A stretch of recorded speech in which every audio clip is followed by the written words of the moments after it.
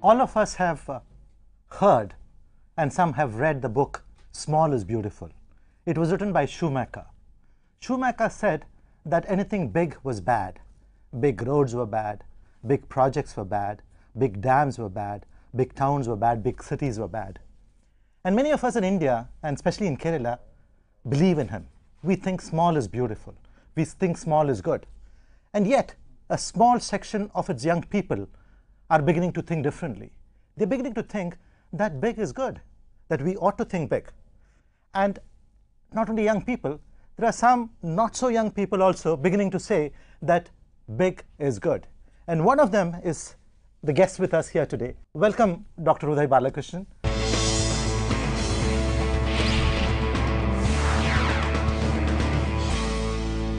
Do you think it's important to think big? I think I'll take you on the first thing. Shoemaker himself, he definitely wrote that book, but it doesn't mean that he was talking of thinking small. What he was saying was that small things need a lot of attention. But thinking big is a different thing altogether. It's a state of mind. It's where you think of things on a big scale. And India needs big scale. India needs to think big.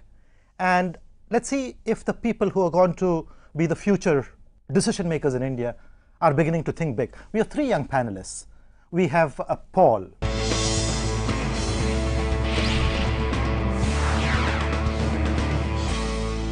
Do you believe in thinking big? Yeah, of course. I believe in thinking big, and I always think big. Yeah.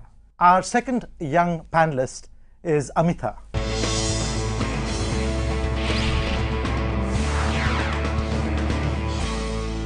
Yes, I do believe in thinking big, and not really thinking big, but even acting in a small way in order to accomplish your big thoughts. You mean you think big but act small? Yes, it's That's a bit of a contradiction, isn't it? No, I'll come to that later. Yeah. Let me introduce the third young panelist we have, and that's Anand.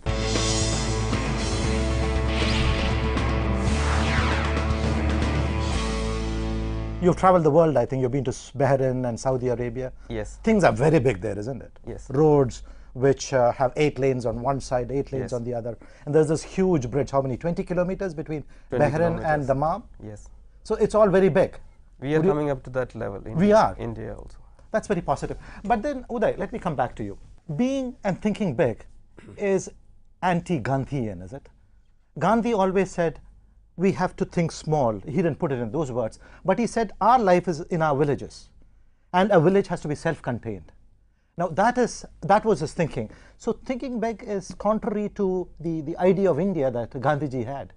Well, we aren't having an India of Gandhiji's dreams anyway.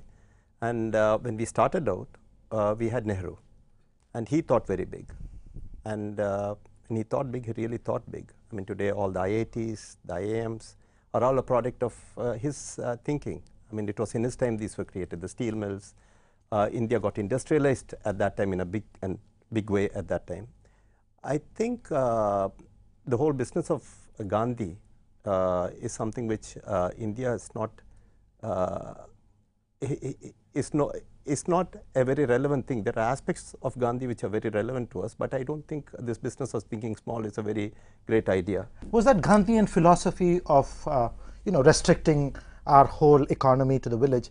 You think it's unsuitable for modern India, where we are thinking big now? People like you?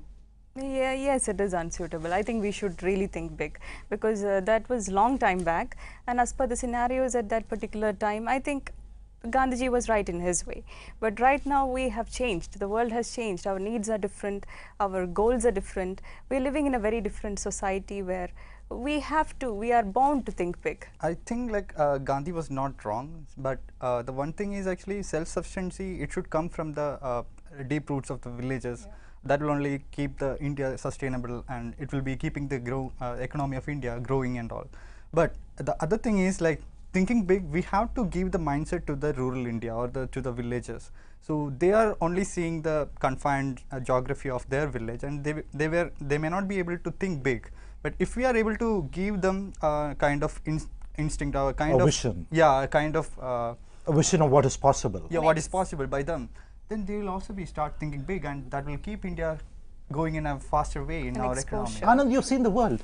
You think we should show the world to the rest of India where people are really thinking big? Like, he wasn't wrong. He was Gandhi and Nehru, they were thinking about a world without borders. Like, great people's words have relevance in all the ages. Like, especially when we see the food inflation in the current. The cost of food. The cost of food. Their ideas have relevance now, and we cannot. The cost of food is going up. Going That's up. the point. Okay.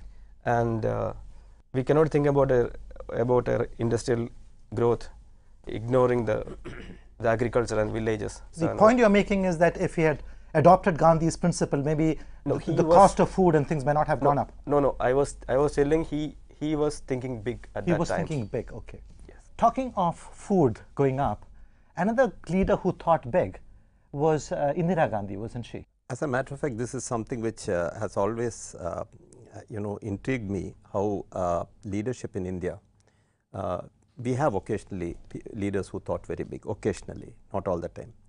Nehru was certainly one, and Indira Gandhi was also another, but both have been damned by their big thinking. So it really is going against what I say, that big thinking is necessary for this country. But Nehru had the opportunity and the psychological condition at a point of time when we had just got our independence. There was this excitement about building a country, about having been down for hundreds of years and suddenly coming up.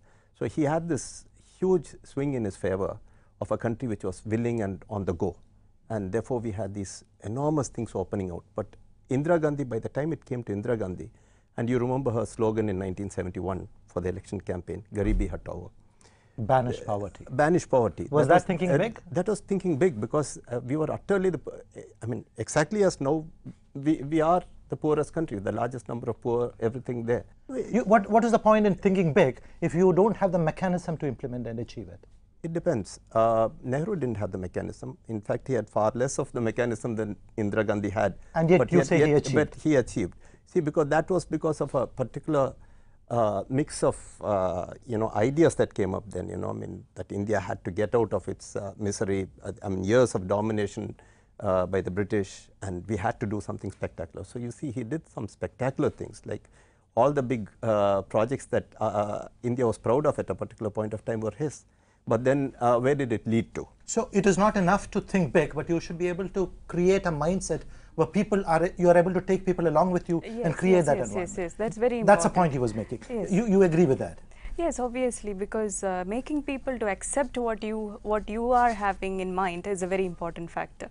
And at the same time, having a clear mechanism on how to implement it is also very important. Not only thinking big, but action is also important. How do you, that is where the mismatch comes in it, between a thought and action. How do you convert thought into action? That's where our failures are. There's a saying like, the harder you work, the luckier you get. That implements here. Paul, you have a view on that? Yeah, we need to actually do multitasking here. Actually, we need to think, and along with that we need to act also. So it goes side by side, and ultimately we will reach the end point or the goal which we are trying to reach. So it's applicable to every situation, like not only in the academics or career or something like that, but also in entrepreneurship and everything which is related to our life. So whenever we think big, we need to start acting with that also. We need to accept the fact that, yeah, we are thinking big and we are acting according to that. And I would also like to add one more point. Like Sir was telling about making a mindset for people. Well, if you look into the genetically modified crops or the food that we bring today, many people are reluctant to actually consume such kind of food. But in a way, it is something that could fight famine or poverty in the near future.